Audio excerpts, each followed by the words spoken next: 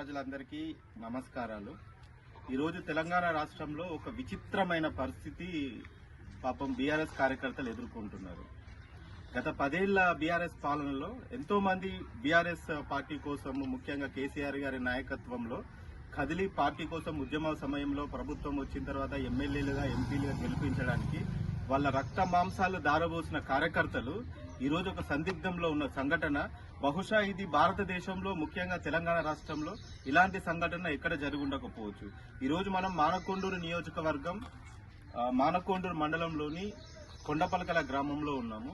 ఇక్కడ మనకి బొల్లం శ్రీనివాస్ గారు, వారి భార్య ఉమాదేవి గారు ఉన్నారు. అయితే ఇక్కడ ఏంటంటే విచిత్రమైన పరిస్థితి, మన ఉమాదేవి గారు అందరితో పాటు, అంటే తెలంగాణ రాష్ట్ర వ్యాప్తంగా అందరూ అప్లై చేసుకున్నట్టు వీరు కూడా ఇందిరమ్మ ఇల్లు కొరకు అప్లై చేసుకోవడం జరిగింది. ఒకసారి వీళ్ళ ఇల్లు పరిస్థితి చూస్తే మనకు అర్థమవుతుంది. ఒక సైడ్ మొత్తం కూలిపోయి ఒక చిన్న గదిలో వారు, వాళ్ళ పిల్లలు, వాళ్ళ తల్లిదండ్రులతో వాళ్ళు నివాసం ఉంటున్నారు. అయితే మరి వాళ్ళు అప్లై చేసుకోవడము, వీరి దీనస్థితిని చూసి అధికారులు చూసి వీరు ఇందిరమ్మ ఇల్లుకి 100% అర్హులు అని చెప్పి వీరికి ఇందిరమ్మ ఇల్లు కేటాయించడం జరిగింది. కానీ చిత్రం ఏంటంటే, ఎక్కడైనా ప్రతిపక్ష పార్టీ వాళ్లకు ఏదన్నా లబ్ధి చేయకపోతే అధికార పార్టీ వాళ్ళు అబ్జెక్ట్ చేస్తారు.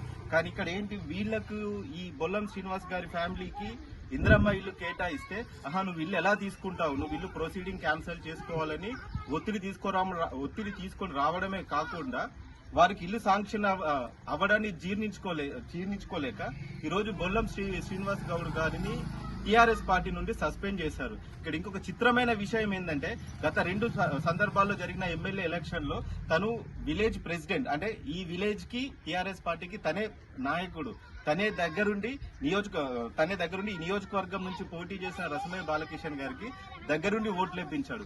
ఈ రోజు కార్యకర్తలు, ముఖ్యంగా ఇలాంటి నాయకులు వాళ్ళ రక్త మాంసాలు దారబోసి గెలిచిన తర్వాత వీళ్ళకు కనీసం న్యాయం కూడా చేయలేకపోయారు. కనీసం ఈ గ్రామంలో ఒక ఇందిరమ్మ ఇల్లు, ఒక డబుల్ బెడ్రూమ్ ఇల్లు కూడా కేటాయించలేకపోయారు. అయితే సరిగ్గా ఒక 2 రోజుల క్రితం ఇదే రసమయ్య బాలకిషన్ గారు మానకొండూరు నియోజకవర్గ కేంద్రం, మానకొండూరు హెడ్ క్వార్టర్ లో దీక్ష చేస్తూ ఈ రాష్ట్రంలో, ముఖ్యంగా మానకొండూరు నియోజకవర్గంలో ఇందిరమ్మ ఇండ్లు సంక్షేమ పథకాలు మొత్తం కాంగ్రెస్ వాళ్ళకే వస్తున్నాయి, అసలు మా బీఆర్ఎస్ కార్యకర్తలు ఎవరికి ఇస్తలేరు, మా బీఆర్ఎస్ కార్యకర్తలకు ఎవరికన్నా ఇచ్చినా కూడా వాళ్ళ పేరు తీసేస్తున్నారు చెప్పి మరి గొంతెత్తి చించుకున్నారు కదా. మరి తర్వాత జరిగిన నెక్స్ట్ డే రోజే మేము నియోజకవర్గ వ్యాప్తంగా ప్రతి గ్రామంలో అసలు ఇందిరమ్మ ఇళ్లలో గానీ, రాజీవ్ యువ వికాసంలో గానీ మేము ఎవరెవరికి ఇచ్చామన్నది చాలా స్పష్టంగా చెప్పడం జరిగింది. మేము ఇచ్చిన ఈ ఇందిరమ్మ ఇళ్లలో ప్రతి గ్రామంలో అందులో లబ్ధిదారులు బీజేపీ పార్టీ వాళ్ళు ఉన్నారు, కాంగ్రెస్ పార్టీ వాళ్ళు ఉన్నారు, టీఆర్ఎస్ పార్టీ వాళ్ళు ఉన్నారు, అసలు ఏ రాజకీయాలకి సంబంధం లేని వాళ్ళు కూడా ఉన్నారు. ముఖ్యంగా ఇదే కొండపలకల గ్రామంలో ఈ రోజు ఇందిరమ్మ ఇల్లు అనేది బీఆర్ఎస్ పార్టీ విలేజ్ ప్రెసిడెంట్ కే కాకుండా అదే బీఆర్ఎస్ పార్టీ మండల విభాగం, అంటే మహిళా విభాగం ఫ్యామిలీకి కూడా కేటాయించడం జరిగింది. ఇదే గ్రామంలో బీజేపీకి సంబంధించిన ఒక నిరుపేద నాయకుడి కుటుంబానికి కూడా మనం ఇందిరమ్మ ఇల్లు కేటాయించడం జరిగింది. మరి మేము ఒకటే అడగదలుచుకున్నాము, గౌరవ మాజీ ముఖ్యమంత్రి, ప్రధాన ప్రతిపక్ష నేత కల్వకుంట్ల చంద్రశేఖరరావు గారిని, మరి మీకోసం 2004 నుంచి మీ గెలుపు కోసం, మీ పార్టీ కోసం అహర్నిశలు కష్టపడి రక్త మాంసాలు దారపోసిన కార్యకర్తలకు మీ ప్రభుత్వంలో న్యాయం జరగలేదు, మరి మా ప్రభుత్వంలో న్యాయం జరుగుతూ ఉంటే ఎందుకు మీ స్థానిక మాజీ ఎమ్మెల్యే రసమయ్య బాలకిషన్ గారికి ఇంత అక్కసు, మరి వారిని ఎందుకు పార్టీ నుండి సస్పెండ్ చేశారు? అంటే మేము ఒకటే అడగదలుచుకున్నాం గౌరవ మాజీ ముఖ్యమంత్రి కేసీఆర్ గారిని, అసలు బీఆర్ఎస్ పార్టీ స్టాండ్ ఏంటి? ఈ రోజు మొదటి విడతలో మాత్రమే మేము ఈ నియోజకవర్గంలో 3,500 ఇచ్చాము.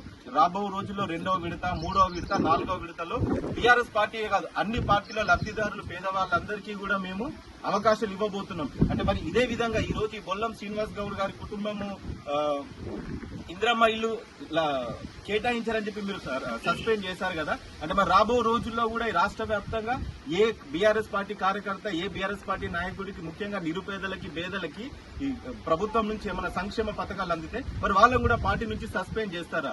ఒక్కసారి మనం చూసుకుంటే గత కొద్ది రోజుల క్రితం ప్రతి నియోజకవర్గంలో బీఆర్ఎస్ పార్టీకి చెందిన ఎమ్మెల్యేలు మరి వాళ్ళ చేతుల మీదనే కదా ఇందిరమ్మ ఇళ్ల ప్రొసీడింగ్స్ వాళ్ళకి సబ్మిట్ చేస్తుంది. మరి వాళ్ళకు ఒక న్యాయం, ఈ రోజు బొల్లం శ్రీనివాస్ గౌడ్ గారికి ఒక న్యాయం.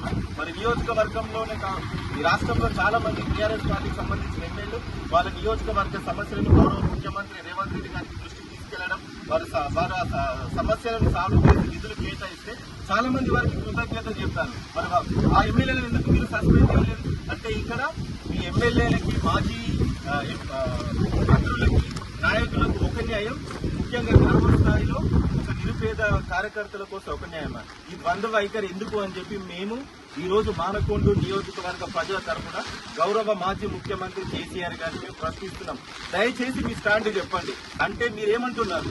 ఒకవైపేమో మీ మాజీ ఎమ్మెల్యే రసమయ్య బాలకిషన్ మా కార్యకర్తలకు ఇవ్వట్లేదు అని చెప్పి అసత్య ప్రచారాలు చేస్తూ ప్రజలు తప్పుదోవ పట్టిస్తూ దొంగ ధర్నాలు, దొంగ దీక్షలు చేస్తూ ఉంటారు. మరి ఇంకోవైపు ముఖ్యంగా మా మానకొండ నియోజకవర్గ ఎమ్మెల్యే డాక్టర్ కవ్వంపల్లి సత్యనారాయణ గారు మాత్రం అసలైన లబ్ధిదారులకు, ముఖ్యంగా ఈ పేదవాళ్ళు ఎవరైనా పేదవాళ్ళే, పేదరికానికి మతం ఉండదు, కులం ఉండదు, జాతి ఉండదు, పార్టీ ఉండదు, ఎవరైనా సరే పేదవాళ్ళకి ఇవ్వాలని చెప్పి ఆయన ముందుకెళ్తుంటే మరి ఆయన మీద విషం కక్కుతూ ఈ రోజు మరి ఇలాంటి అమాయక కార్యకర్తలని మీరు సస్పెండ్ చేస్తున్నారు. ఈయన మీ కార్యకర్తే, మీ కుటుంబం, మీ కేసీఆర్ గారి అభిమానులే.